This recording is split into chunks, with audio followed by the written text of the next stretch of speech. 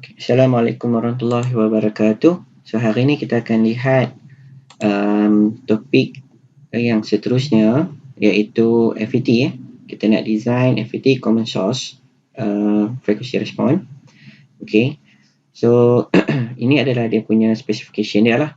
Okay. Kita kena dia punya, kita akan gunakan transistor 2N5556 dan dia punya ZO, Zin, RL, AV, okay, dan VCC dia between 10 hingga 20 volt, dan VO max dia sama juga dengan 2.5 volt. Manakala frekuensi low dia lebih kurang 100 Hz, manakala frekuensi high adalah 100 kHz.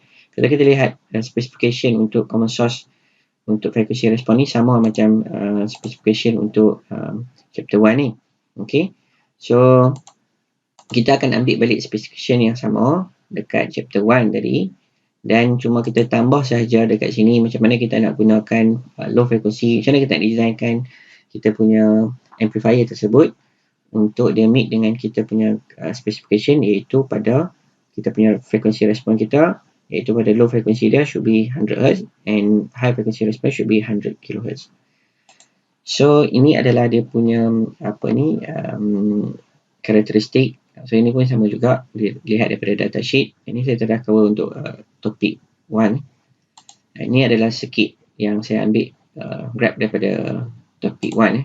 So ni daripada chapter 1. Ini hasil yang kita akan peroleh. So saya ambil exactly actual value daripada sini. Sama je nilai dia. So sekarang kita nak determine dia punya value of capacitor kat sini. Okay. So okay. So kat sini kita kena dapatkan dahululah dia punya nilai Zin dia. Okay, Zin kita tahu untuk untuk common source ni, dia punya Zin dia sama juga dengan R1 sama juga dengan R2. So kalau kita draw dia punya equivalent circuit, AC equivalent circuit dia. Okay, so kita ada kat sini. Kita akan tambah satu nilai resistant RS kat sini. Kita tambah satu resistant RS. Lepas tu kita ada R1 selari dengan R2. So ni pada gate. Okay, kemudian kita ada drain. Kita punya current kita. Kita abaikan effect of RDS ataupun RO. So kat sini RD selari dengan RL. Ini arah dia. Ini kita punya GM, VGS. So ini kita punya source kita. Okay, so kat sini. So Zin kita adalah yang ini. Okay, so Zin kita adalah R1 parallel with the R2. So this is our Zin, and this is our value for R1 and also the R2, and this is our Zin. After we parallel these two resistance, and we get the Zin is 3.14 mega ohm. So bagaimana yang saya telah maklumkan dia punya ratio. So kat sini kita kena dapatkan dia punya ratio dia di antara Zin dan juga RS ni, supaya dia punya ratio kat sini menghampiri nilai 1 untuk kita mengelakkan signal yang yang terhasil dekat kita punya sini, iaitu kita namakan sebagai Vin. Ini kita namakan sebagai resource kita. Okay, daripada function generator. Okay, kita kena make sure kat sini dia punya nilai Vin dia lebih kurang hampir sama dengan kita punya source kita. Jadi method apa yang kita boleh gunakan dekat sini adalah untuk dapatkan RS signal kita. Okay, RS signal kita, apa yang kita kena buat? Kita boleh buat Zin, kita boleh bahagikan dengan 10, atau Zin kita boleh bahagikan dengan 100, atau Zin kita boleh bahagikan dengan 1000, dan seterusnya. Jadi kita boleh pilihlah nilai R signal yang bersesuaian supaya kita punya ratio at the end menghampiri dengan nilai 1. So lagi kecil, kalau kita lihat di sini, kalau kita buat lagi kecil nilai dia, so lagi baguslah. So kat sini kita ambil, kalau saya ambil bandingkan mega ohm dengan kilo ohm. Ini sebab saya bagi dengan 100 lah. Kalau saya bagi dengan 1000, so lagi kecil nilai yang saya akan dapat dekat sini. Okay. So ni terpulang. Okay. So in the moment kita katakan saya gunakan kat sini, saya bagi dengan 100. Okay, so saya akan dapat sini kita nilai dia kat sini. Manakala kita punya nilai GM, so kita masukkanlah nilai GM, BGS dan juga BP. Kemudian perolehi kita masukkan, so kita akan dapat nilai GM kita dekat sini berapa banyak. Okay. So seterusnya kita lihat macam mana kita nak dapatkan low frequency. Low frequency. So kita lihat kita punya ni sikit. So kita ada Cin kat sini, CS dan juga Cout. So kita perlu ada 3 kapasitor. Bila ada 3 kapasitor, so kita akan dapat apa?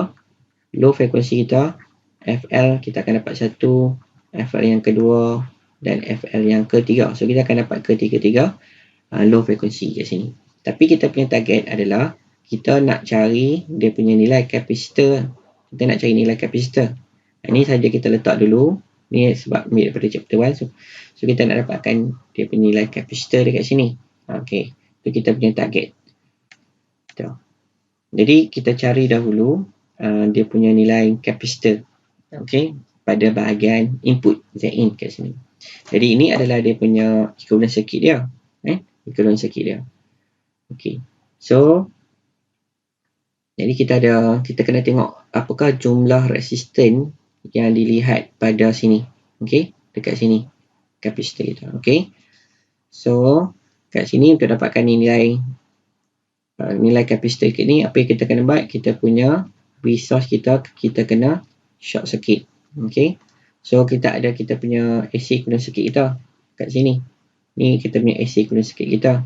Jadi untuk untuk cari nilai kapasitor dekat sini, okay, kita kena buat apa? Kita kena semua kapasitor yang lain kita akan pintaskan, kemudian kita enablekan kita punya kapasitor dekat gate dan kita open kapasitor tersebut dan kita cari jumlah resisten. So untuk dapatkan jumlah resisten, apa yang kita kena buat adalah resource kita kena pintaskan. So kita akan carilah dekat sini. So apa yang kita akan dapat dekat sini ialah kita nampak jumlah resisten kat sini adalah R1 parallel with R2 dan jumlah resisten kat sini adalah RS sahaja ataupun R signal. So kita kata jumlah resisten ataupun kita kata RG total sama juga dengan R signal campur R1 parallel with R2. So kita akan dapat nilai dia sebanyak 3.17 mega ohm. So efektif.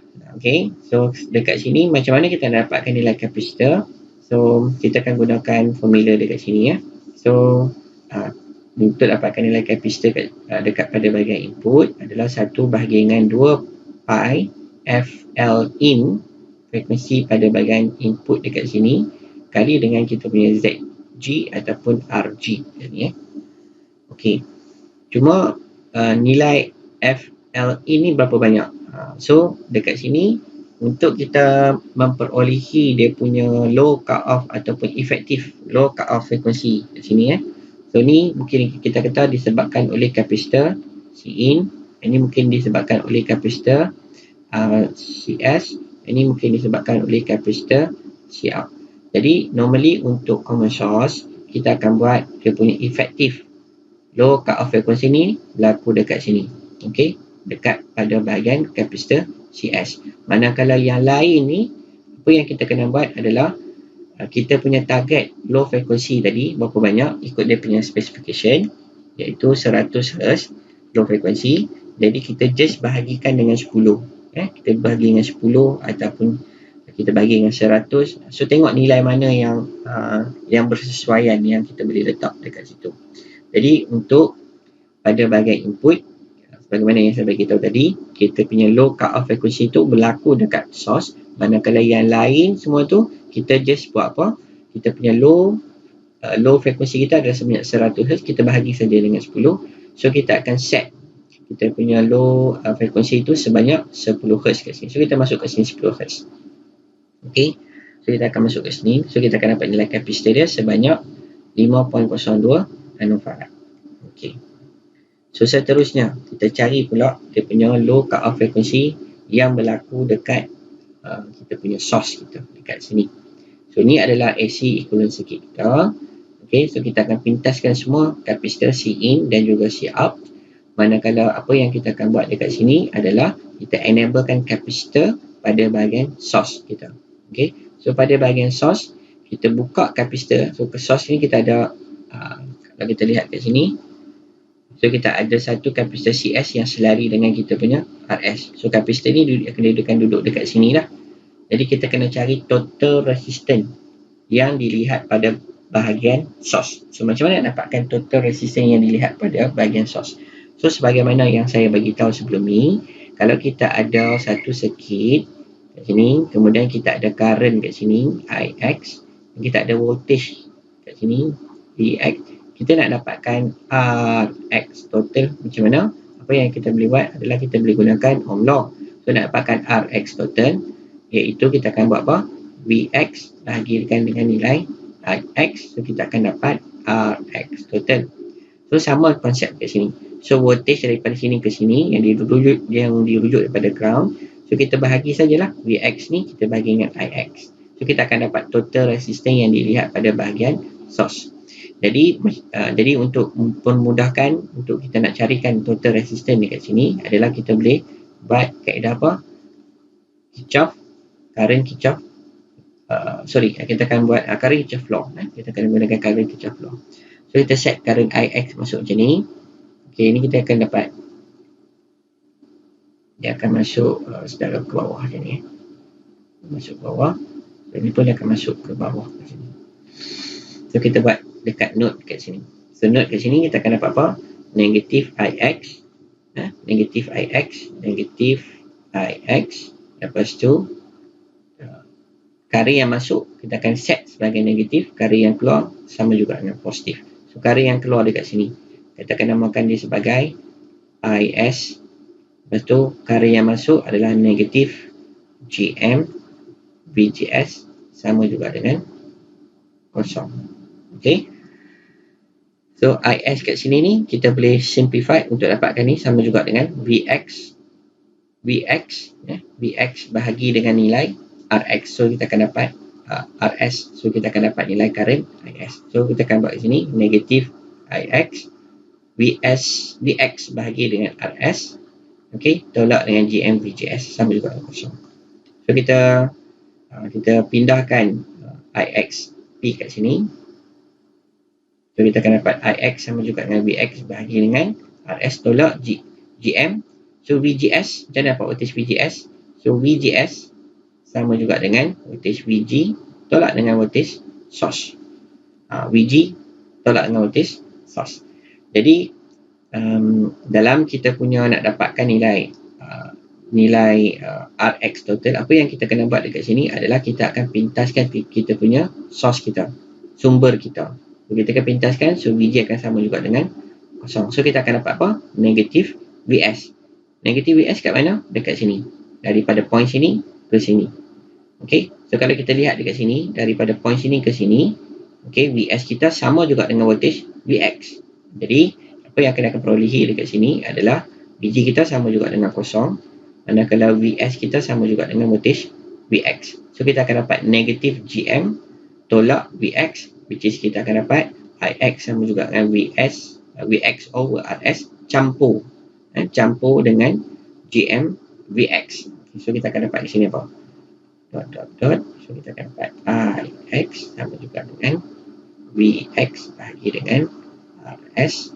Okey, campur GM VX.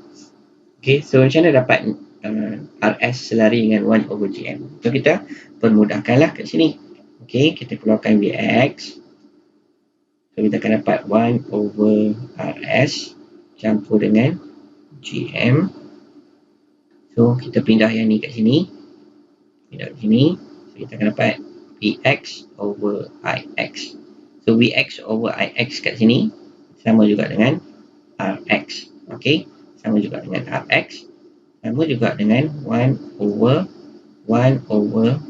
RS campur dengan GM. Nah, kita akan dapat macam ni. So kalau kita lihat macam ni, yang ni sama juga dengan kita punya resisten yang kita selarikan. Okay. Contohnya, kalau kita ada resisten R1 selari dengan resisten R2. Okey, selari dengan resisten R2. So, nak dapatkan R total. R total sama juga 1 over R1 campur 1 over R2. So, kita akan dapat macam ni. So, nampak tak pattern yang ni? Pattern yang ni dengan pattern yang ni sama tak? Lebih kurang sama lah. Jadi, cuma kat sini kita ada GM. Jadi, bila kita convert kat ni, so dia akan dapat apa? RS. Ini sama juga dengan apa? Ini sama juga dengan R1 selari dengan R2. Ini kita akan dapat RS selarikan dengan 1 over GM. 1 over GM ni GM per 1. Kita tulis 1 over GM. Okay. So, kita akan dapat RS selari dengan 1 over GM. So, kita akan dapat ni ya. Nampak? Vx bagi dengan Ix, kita akan dapat total resistance yang dilihat pada bahagian source tadi. Okey. So, kita masukkanlah nilai-nilai yang kita perolehi, iaitu RS sebanyak 5.95 kilo ohm dan 1 over GM yang telah kita calculate. Jadi, target kita nak dapatkan nilai kapasitor dia. Berapa banyak nilai kapasitor yang selari dekat sini, CS ni. Okey, berapa banyak. So, kita akan gunakan equation yang ni. So, kita akan CS sama juga dengan 1 over 2 pi FL ZX. Okay, ZX. So, kita dapat dah ZX kita, nilai dia banyak ni. Frekuensi low. So, sebagaimana yang saya beritahu, dia punya efektif. Frekuensi low ni berlaku dekat mana? Berlaku dekat kita punya source kita. Berlaku dekat source kita. So, kita masuk 100 Hz kat sini dan kita akan dapat nilai kapasitor CS. Okay. So, seterusnya kita nak dapatkan pada bahagian output. Okey, pada bahagian output, okey, apa yang kita kena buat adalah kita punya kapasitor dekat sini Kita lukis kita punya AC equivalent circuit kita. Kita ada RS, kita ada kat sini R signal R signal. So, R1 selari dengan R2 gate kita. Kita ada macam ni. So, kita pintaskan kita punya RS kat sini. Kat sini sama juga dengan GM EGS. So, kita ada resistor R. Kita ada resistor RD. So, kita ada kapasitor kat sini. Dan kapasitor kat sini. So, kita ada kat RL kat sini. Okay. So, kat sini kita ada satu kapasitor. So, dia punya nilai kapasitor dekat sini ni yang kita perlu cari. CO. Berapa banyak CO nilai dekat sini. Jadi, apa yang kita kena buat? Kita akan open kapasitor ni.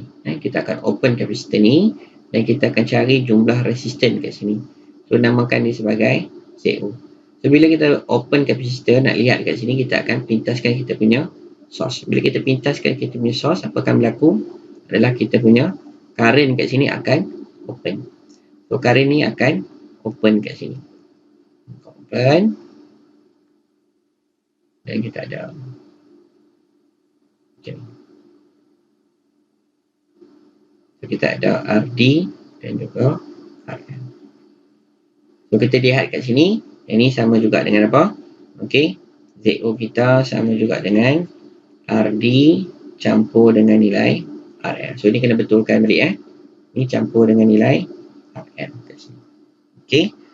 So, ini betulkan So, dia tinggal dekat sini campur dengan nilai resisten RL kat sini. So, manakala untuk frekuensi low juga, yang ni apa yang kita kena buat, ada tiga frekuensi dan efektif frekuensi tu berlaku dekat source. Manakala yang lain apa yang kita kena buat, kita bahagikan dengan 10 supaya dominant frekuensi tu berlaku dekat source. Manakala yang lain tu tidak berlaku sebarang dominant frekuensi. Jadi tak nak berlaku dia dominant frekuensi, kita bahagikan saja dengan 10. Kita akan dapat 10 Hz kat sini.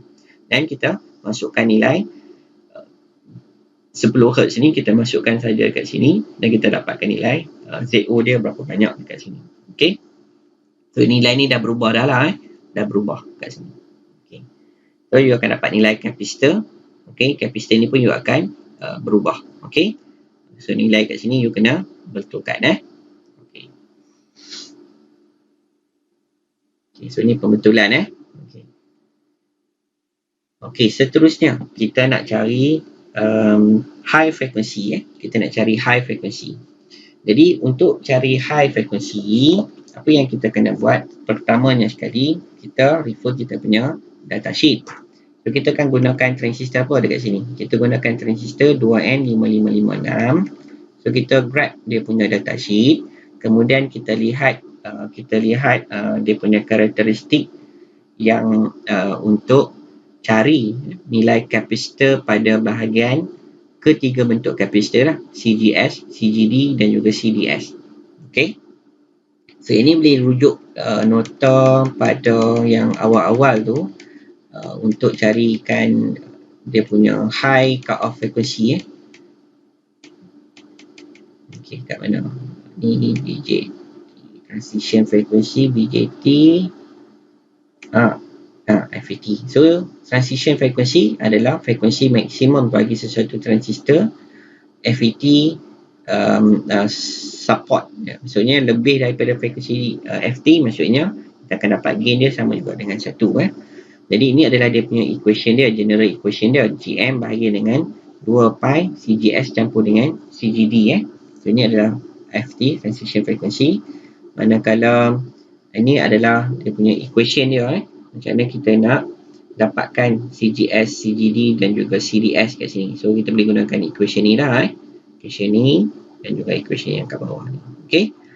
Alright. So ini kapasitor yang wujud dekat kita punya FET transistor. Okay. So ada 3 kapasitor. 1, 2 dan 3. Okay.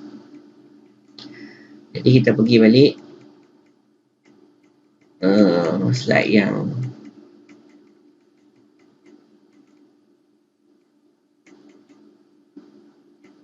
okay. So kita carilah nilai GM. So kita akan dapat dia punya transition frequency dia adalah sebanyak 34.06 MHz. Okay. So ini adalah dia punya transition. Tapi you kena dapatkan dahulu CGS dan juga CGD.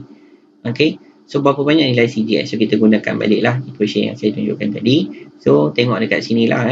So you just kat sini dia ada CISS, CRSS dan juga COSS. So kat sini dia tidak ada sebarang nilai typical. Dia ada minimum, typical dan juga maksimum. Yang diberi hanyalah nilai maksimum. Jadi kita gunakan saja nilai maksimum tersebut.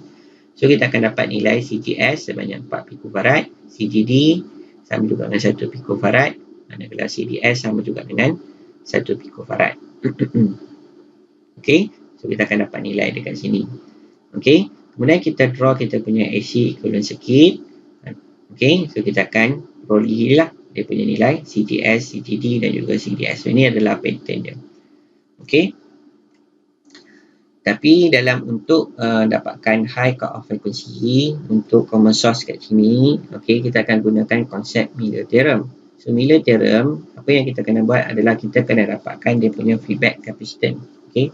So kalau awak masih ingat lagi, so kita ada apa kat sini? Kita ada amplifier, kita ada input, kemudian kita ada output, dan kita ada satu feedback impedance dekat sini, ZF. So kita lihat kita punya amplifier which is common source. Apakah dia punya hubung kait di antara komponen, apakah yang menghubungkan di antara input dan juga output?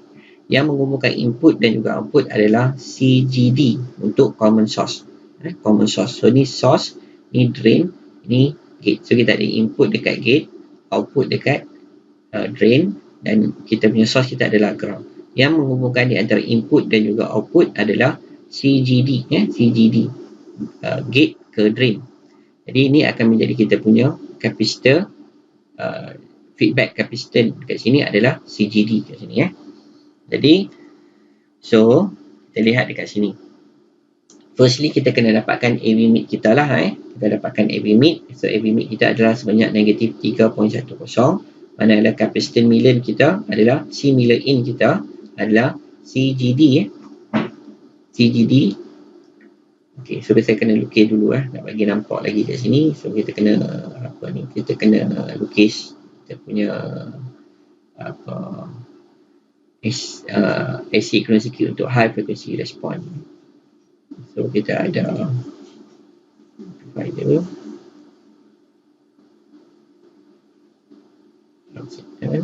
okay, so kita ada R1 dan dengan R2 sedikit kita ada kapasitor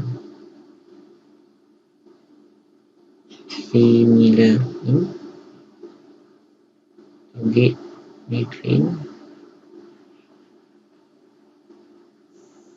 kita ada kat sini apa RT slab dengan RF.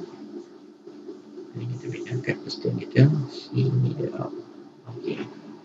So kita kena cari total resistance dekat pada bahagian input kita ni. So ni kita punya source kita. This source kita. So kat sini total resistance dia. So kita namakan RH in kat sini. Berapa banyak RH in kat sini? RH in adalah kita kena pintaskan kita punya source kita kat sini. Kita kena pintaskan source kita kat sini. So kita akan dapat R signal selari dengan R1 selari dengan R2. So kita akan dapat total resistance kat sini. Manakala kapasitor C milik ini berapa banyak adalah kita gunakan konsep Miller theorem tadi. CGD satu tolak dengan AB ini ambil daripada formula daripada satu tolak AB ni C milik ini ambil daripada awal-awal nota pada bahagian high frequency. So campur dengan CGS. Kenapa campur dengan CGS? So kita lihat kat sini. Kita ada satu kapasitor daripada gate ke source. Gate ke source. So kita ada satu kapasitor yang basically kita ada satu lagi kapasitor yang iaitu kita namakan yang ni kapasitor ni. Yang ada feedback kat sini ni dia duduk selari kat sini. So kapasitor selari dalam keadaan apa? Kalau kapasitor selari kita nak buat apa operasi dia? Campur. So kita buat operasi campur kat sini. So kita dapat C milik ini sebanyak 8.1 picofarad. Dan kita akan dapat dia punya frekuensi high pada bahagian input dia berapa banyak? Adalah sebanyak 632 kHz. Okey. Manakala C milik out pula, total C milik out adalah sama juga dengan CGD satu tolak dengan 1 over AB mid 1 over AB mid kat sini. Jangan abaikan negatif ni jangan abaikan. Masukkan saja nilai negatif ni tersebut. Kenapa dia campur dengan CDS? So kita tengok balik dekat sini. Pada bahagian kita punya dekat sini ada 3 kapasitor dan satu lagi kapasitor adalah di antara drain dan juga source. Iaitu sebanyak nilai dia sebanyak 1 picofarad. So kita masuk, kita kena campur So kat sini ada lagi satu kapasitor yang dinamakan sebagai CDS kat sini. Okey, CDS.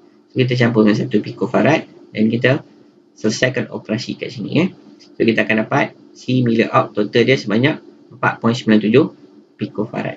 Dan total resistance yang dilihat dekat sini adalah kita pintaskan punya source. Jadi yang ni akan open. Okey, kapasitor ni akan open. Current ni akan open. Okey, so kita akan dapat total resistance iaitu RD selari dengan RF. So frekuensi output kita sama juga dengan frekuensi out sebanyak 11.40 MHz. So kita ada dua frekuensi high pada input dan juga pada output. Okey. So macam mana kita nak tentukan? Okey, macam mana kita nak tentukan adalah kita cari yang paling lowest frekuensi di antara input dan juga output. So yang paling lowest tadi tu frekuensi adalah pada bahagian input iaitu sebanyak 632 kHz. Okey, 632 kHz.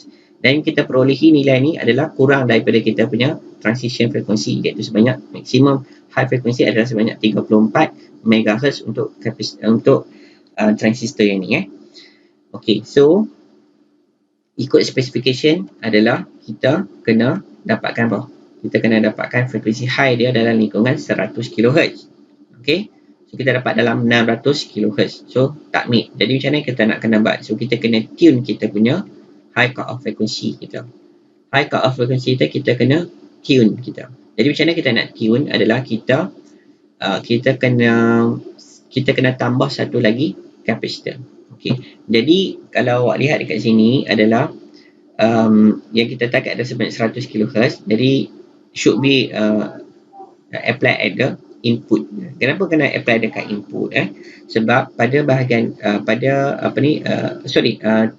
input dan juga output salah satu. Tapi kita tak boleh pilih input. Kita kena pilih pada bahagian output Kenapa kena choose pada bahagian output? Sebab pada bahagian input kita mempunyai nilai highest capacitance. So kita tak mahu letak kita punya tuning capacitor pada bahagian input. Tak boleh. Semua jenis transistor pada FET ni, kita elakkan letakkan tuning capacitor tersebut dekat pada bahagian input. So kita kena choose pada bahagian output. So itu awak kena ingat. Okay, so macam mana nak kena buat? So kita target kita adalah 100 kHz. Target kita 100 kHz. So kita dapatkan total capacitor C out berapa banyak yang untuk jumlah kapasitor yang perlu kita letakkan dekat pada bahagian output. Jadi 1 bahagi dengan 2 pi frekuensi output 100 kHz bahagi dengan total resistance kita. So kita akan dapat C out kita sebanyak 566 picofarad. Jadi so kapasitor yang kita letak tu ada dalam keadaan selari, dalam keadaan selari.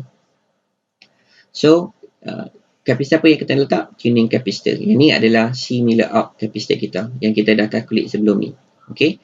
Jadi C miller out kita sebanyak berapa? C miller out kita sebanyak 4.94 picofarad. Ini 4.97 sorry. So ni betulkan balik. So ada banyak mistake sikit sini. 4.97 picofarad. Jadi kita tolak dekat sini. So kita akan dapat tuning kapasitor ni. You betulkan jugalah. Jawapan dekat sini ni adalah sebanyak 561 picofarad. Okay. So kalau kita check kat sini lebih kurang apa nilai kita dapat sini? 5.66.39 tolak dengan 4.97. So dapat 561.42. Tak banyak beza lah. 42 kat sini. Tak banyak beza. Sikit picofarad. Jadi kita letak kapasitor ni kat mana? Dekat output. Kat mana output kita? Yang ni. So letak pada bahagian output yang dirujuk sehingga kepada ground kat sini. So ni adalah kita punya tuning kapasitor. Maksud pun ni pun kena betulkan balik. Saya minta maaf. Ni pun you kena betulkan balik. Dia punya tuning kapasitor kat sini sebanyak 561.42 picofarad. Jadi you boleh you boleh letak nilai kapasitor yang kita perolehi dekat sini including dengan tuning kapasitor dan letak nilai resistance exact resistance value kat sini atau actual resistance value kat sini dan kita simulate lah. So kalau berdasarkan nilai yang ini, okay, so kita akan dapat dia punya high cut off frequency kita. So cuma lari sikit lah. Okay. Kita target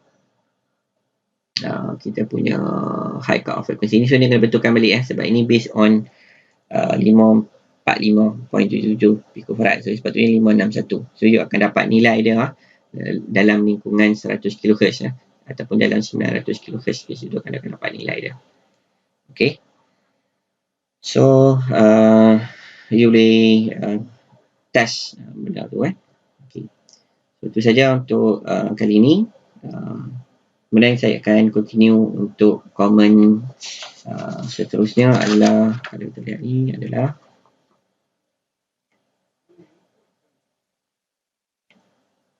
common drain. So kita akan lihat video yang seterusnya untuk common drain. Baik, terima kasih. Assalamualaikum warahmatullahi wabarakatuh.